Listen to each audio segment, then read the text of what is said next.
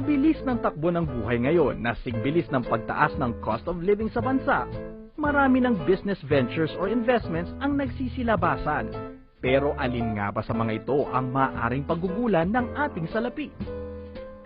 Bilang isang OFW, para sa akin, ang sa pamilya, magandang investment ang condominium. Mabilis mag-appraise ang value niya. Para sa akin, mas ideal yung condo.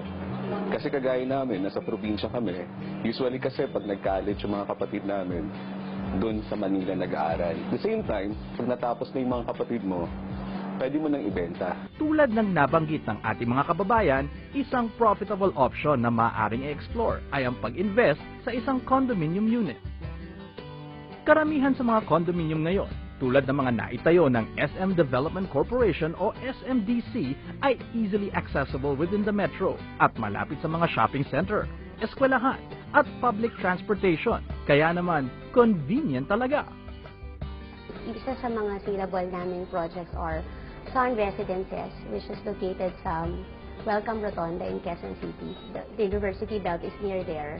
Grass Residences also in SM North EDSA. This is fully furnished, so wala na silang iintindihan, lilipat na lang sila. It's really good for investment as well as Jazz Residences. It's in Makati, so it's very near the Central Business District. Napakalapit din sa mga malls, at everything is there na.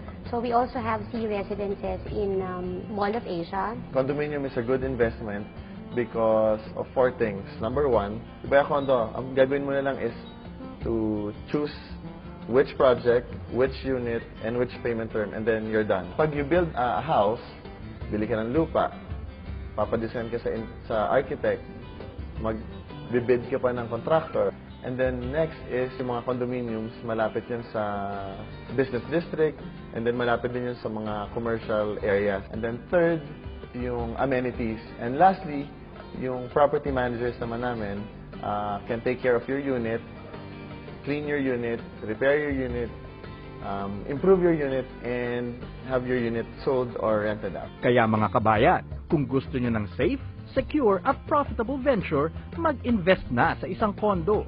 May tirahan ka na, may pagkakakitaan ka pa.